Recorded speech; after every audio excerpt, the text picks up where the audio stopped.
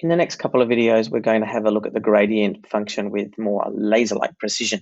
And we're going to have a look at how examining the gradient of a function and considering what's happening there, it allows us to have a little bit more of an insight into what's happening with the gradient.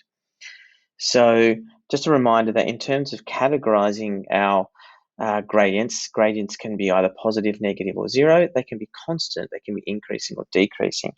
So, for example, a positive gradient would look like this. Okay, there's no inflection there. It's just always going upways. A negative gradient is, surprise, surprise, the other way. So it's always going downways. A zero gradient means it is flatlined. So I'll even use my line tool to get it nice and flat. There we go. So it's flatlined. So positive or negative. Or zero. But then we've got constant increasing and decreasing. So constant means the gradient is never changing. So I'm going to use my line tool again because I can just do that. It's constantly the same. The gradient's never changing. Increasing means that the gradient is getting bigger and bigger. Just change to my draw tool. So increasing would be something like this. I haven't probably made it steep enough, but you can see that although it's a negative gradient, the gradient is getting steeper and steeper as it goes downways. So it's a negative increasing gradient. Okay, so the graph is going down, but the gradient is getting higher and higher. And using a similar kind of mind-bending technique here for a decreasing gradient, an example of that would be something like that. Right, so this is the function. The gradient has started steep, and although it's still positive all the way through here, it is getting flatter and flatter, and so it is decreasing. The gradient is decreasing. The function's still going up, but the gradient is flattening out, so it's a decreasing gradient.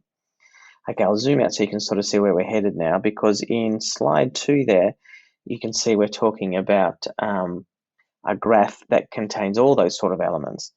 So for this first bit here, let's just deal with those two categories at a time. So from here to here, the graph has a positive gradient. Talking about the gradient. From here to here, it has a negative gradient. And from here to here onwards, it's now a positive gradient again. So we've got 3 different parts to our graph: positive, negative, and positive. And it's the turning point that causes us to change in sign of gradient, going from positive to negative, and at the turning point, the gradient is 0. Okay, so that's all good. We can also talk about the fact that in this first part of the graph here, you can see that it starts steep, and as it approaches the turning point, it starts flattening out. So between there and there, it's also decreasing.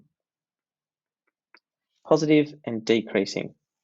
That looks like a weird D, but there you go. Also, along here, you can see that it's starting off flattish and it's getting steeper and steeper.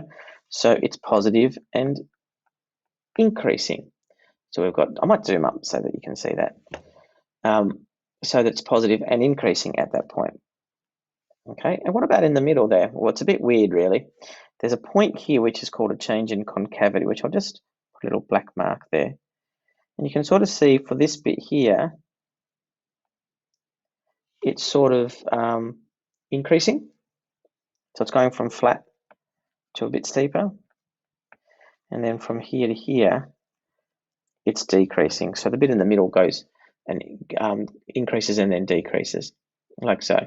So that's our gradient fully described over this cubic. And you can see that I've actually written the function here. It's f of x equals, look, it looks awful, but there's a method to my madness. So a third x cubed minus 5/2 x squared plus 4x plus 1. It's got a turning point at 1, 2.8, and 4, negative 1.7. And it does have 3 x-intercepts, but I haven't bothered worrying about that. It's not relevant for what we want to look at today. Okay, so graphs can have changing gradients. Let's have a look at the gradient function. So if f of x equals 1/3 x cubed minus 5 over 2x squared plus 4x plus 1, f dash of x is equal to, and let's just use our power rule, and then you'll suddenly see why I've got a weird function like this. So the 3 is going to come down here, so we're going to have 3/3, which is 1, so we're going to be left with x squared. Similarly, the 2 will go down here, which means the 2's will cancel out, leaving me with 5x. And we've got plus 4, and the plus 1 disappears because it's a constant term. So that's our gradient function, which we can graph. What have we got? We've got a dominant term of x squared, so it's going to be concave up. Number 2, we've got a y-intercept. We can just read that from the graph as being 0, 4. We've got an x-intercept.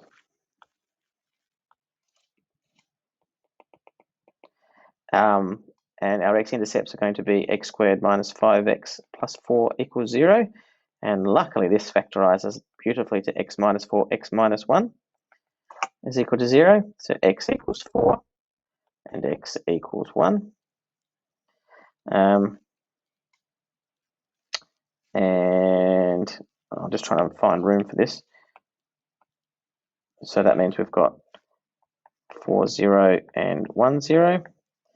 And then we've got a turning point as well, which is going to be turning point at negative b on 2a. So it's going to be negative 5. So 5 on 2 times a, which is 5 over 2. Okay, I'm not going to work out the y coordinate. Let's make this the axis of symmetry.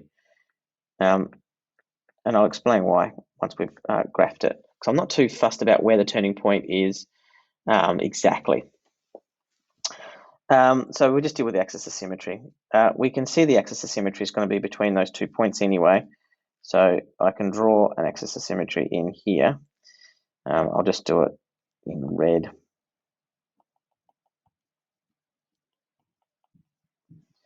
So that's x equals 5 on 2, like so. And then I will start graphing. So we've got our turning point is somewhere along here. And then we're going to zoom up there somewhere to x equals 4. So my graph's not that great, is it? But let's say 4 is up here somewhere. And we're going to zoom up here as well. And our x-intercepts are 4 and 1. So as you can see, I've already labeled those as 4 and 1. So that's our graph of our gradient function. And I'd just point out that if we're starting with a cubic, of course, we're going to have a quadratic as our second function, because whenever we use the power function, we always reduce the powers by 1. So of course, it's going to be a quadratic if we're starting with a cubic. The gradient is going to be quadratic. So note here, dy by dx compared to x, as opposed to y and x. Okay, so this is the gradient function.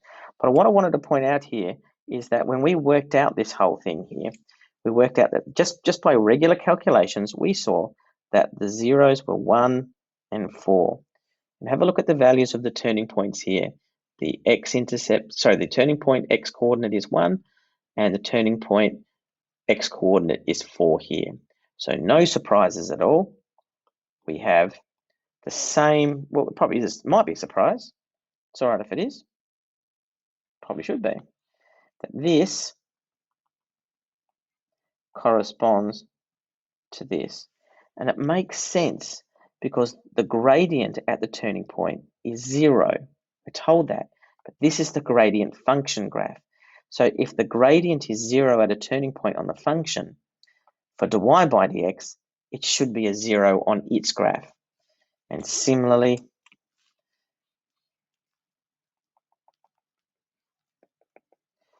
the turning point here becomes a 0 on the dy by dx graph, the gradient graph. Now, we don't have to worry about this too much this year, but just wanted to point out as well that this change in concavity that I mentioned, where it goes from increasing to decreasing here, actually corresponds to the turning point as well. so that if we worked out what that point was, we would find that it would be 5 on 2 as well. Okay, so that corresponds to that. So it all corresponds. So the points, the critical points here correspond to critical points here. That's really important to note. Now, in terms of making sense of it, this also is useful to know. So from 1 and before 1, we noted that the gradient was positive. So before 1, the gradient was positive. Here, you can see that before 1, it's above the x-axis. Remembering that the y-axis is actually dy by dx, that makes sense. It's positive. We also saw that it is decreasing. It's positive and decreasing. And this is modeled here. It's above dy by dx. dy by dx is above the x-axis, but it is going down towards 1. So it is decreasing, but positive. Now, between 1 and 4, it increases to a point and then decreases again. So as you can see here, we've got this modeled here as well, going down and then going up. Okay. When we get to this point 4 here, it's another 0, which is here, and we can see that the graph after that is positive, which it is, and increasing, which it is. Okay, so hopefully that kind of makes sense what's happening here. There's a definite correlation between how we would describe the gradient for the different parts here and how it is sketched. Now I'm going to finish up with this example here.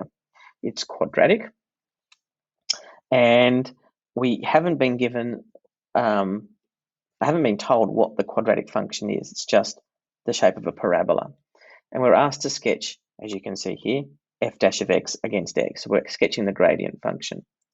So what we just need to do is we need to determine a few things. First of all, let me put in a value just so it gives a little bit of context. Let's say the turning point is at 1.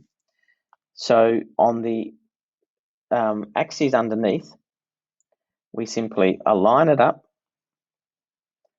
and there's 1 here. So the turning point gets lined up to here.